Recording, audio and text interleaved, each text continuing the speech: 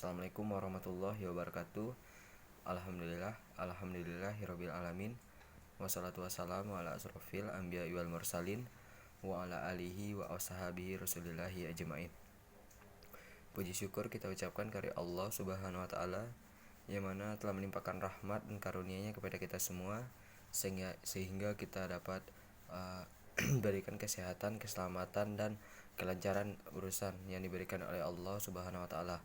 Baiklah, sebelum saya menyampaikan materi pada pertemuan kali ini, izinkanlah saya memperkenalkan diri terlebih dahulu.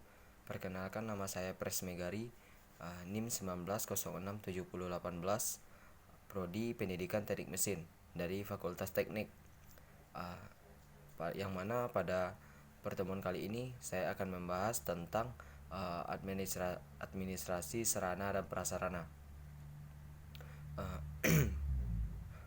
Untuk tidak memperpanjang kata mukadimah, langsung saja saya akan menjelaskan materinya, yaitu yang pertama tentang administrasi sarana dan prasarana. Sarana pendidikan adalah peralatan dan perlengkapan yang secara langsung dipergunakan dan menunjang proses pendidikan, khususnya proses belajar mengajar. Contohnya, gedung, ruang kelas, meja, kursi. Prasarana pendidikan adalah fasilitas yang secara tidak langsung menunjang jalannya proses pendidikan, tetapi dapat dimanfaatkan untuk proses belajar. Contohnya, taman sekolah untuk pengajaran biologi.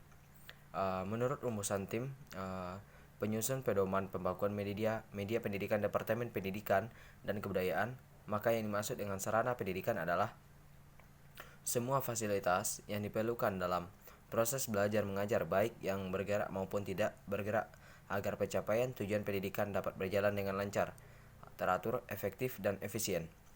Administrasi dan prasarana pendidikan merupakan seluruh proses yang direncanakan dan diusahakan secara sengaja dan bersungguh-sungguh, serta pembinaan secara kontinu terhadap benda-benda pendidikan agar senantiasa siap pakai atau ready for use dalam PBM, sehingga PBM semakin efektif dan efisien guna membantu tercapainya tujuan pendidikan yang telah ditetapkan.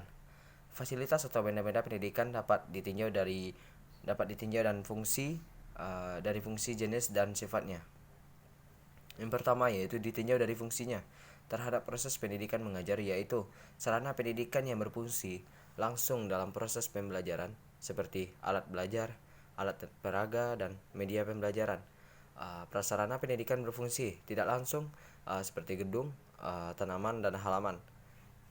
Yang kedua ada ditinjau dari jenisnya, yaitu fasilitas fisik, yakni segala sesuatu yang berwujud benda mati yang mempunyai peran untuk memudahkan dan melancarkan suatu usaha, seperti kendaraan, komputer, mesin tulis, dan sebagainya. Fasilitas non-fisik, segala sesuatu yang bersifat mempermudah suatu kegiatan, seperti manusia, jasa, uang. Yang ketiga ditinjau dari sifat barangnya. Yang pertama yaitu barang tak bergerak dikelompokkan menjadi barang habis pakai seperti kapur tulis, tinta, kertas, penghapus, dan sebagainya. Barang tak habis pakai seperti komputer, mesin tulis, kendaraan, dan sebagainya. Barang tidak bergerak yaitu barang yang berpindah-pindah letaknya atau tidak yang bisa dipindahkan gitu, seperti gedung, sumur, dan sebagainya. Selanjutnya dilihat dari komponennya. Media terdiri dari dua bagian pokok, yaitu hardware dan software. Yang pertama yaitu hardware. Di sini hardware atau perangkat keras adalah penampilan software, misalnya pesawat radio, tape recorder, proyektor slide, proyektor film, dan sebagainya.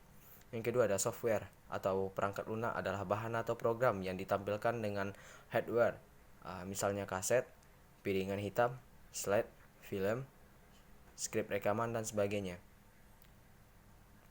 Yang kedua ada untuk materi yang kedua yaitu proses administrasi pendidikan. Yang pertama yaitu perencanaan. Pada proses perencanaan terdapat berbagai tahapan dalam melakukannya, yaitu yang pertama identifikasi masalah. Pada tahap identifikasi masalah, kebutuhan dan keinginan terkait dengan budget sosial keluarga. Yang kedua yaitu menentukan tujuan. Yang pertama menentukan langkah dengan analisis SWOT dan menentukan prioritas. Yang B menentukan strategi dengan belajar dari pengalaman.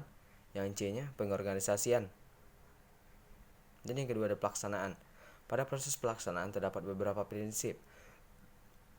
Yang pertama yaitu pelaksanaan harus sesuai dengan perencanaan. Yang kedua, pengawasan dan evaluasi memungkinkan untuk perubahan pelaksanaan dengan terlebih dahulu. Yang ketiga, agar pelaksanaan dapat berjalan dengan terencana, dibutuhkan kematangan organisasi. Yang ketiga, ada evaluasi hasil. Yang pertama itu mengumpulkan data tentang keberhasilan dari capaian tujuan. Yang kedua, membandingkan capaian yang tercapai dengan capaian yang direncanakan. Yang ketiga, menganalisis hasil perbandingan. Yang keempat, hasil analisis digunakan untuk rekomendasi perencanaan selanjutnya. Peranan guru dalam administrasi pendidikan. Peran guru dalam administrasi dan sarana prasarana dimulai dari perencanaan, pemanfaatan dan pemeliharaan, serta pengawasan penggunaan prasarana sarana. Sebagai pelaksanaan tugas pendidikan, guru juga mempunyai andil dalam administrasi sarana dan prasarana pendidikan.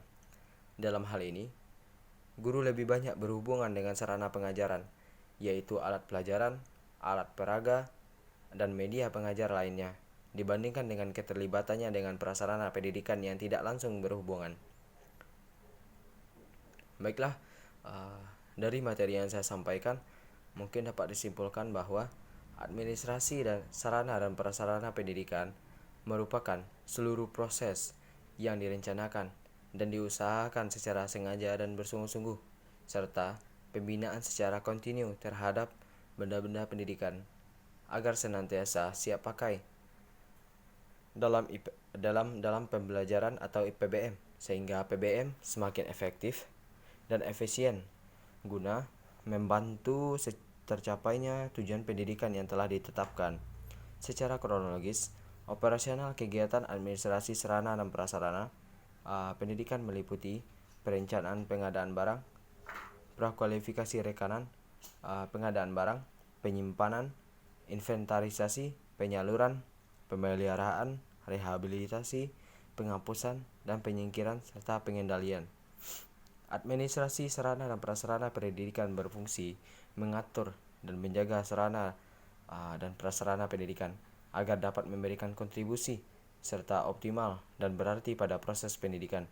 Peran guru dalam administrasi sarana dan prasarana dimulai dari perencanaan, pemanfaatan, dan pemeliharaan serta pengawasan penggunaan sarana prasarana.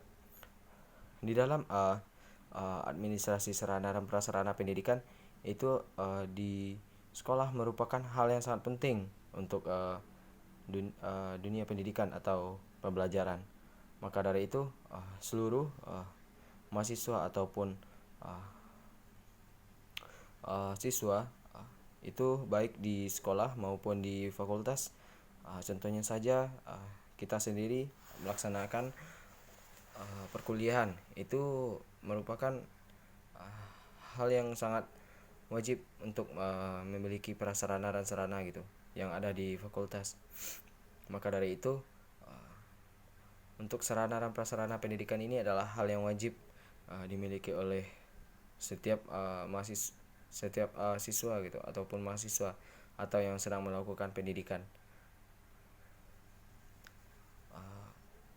Dan sarana prasarana pendidikan di sekolah itu sebaiknya itu lengkap gitu dan tidak ada kekurangan agar mahasiswa dan siswa itu tidak kewalahan dalam memiliki sarana dan prasarana. Dan tidak hanya sekolah maupun siswa pun harus memiliki sarana prasarana untuk dirinya sendiri tanpa melihat sarana dan prasarana kekurangan yang ada di sekolah maupun di fakultasnya gitu. Mungkin itu dari materi yang bisa saya sampaikan. Kalau ada kata-kata yang salah mohon dimaafkan. Wabillahi taufiq wal hidayah. Wassalamualaikum warahmatullahi wabarakatuh.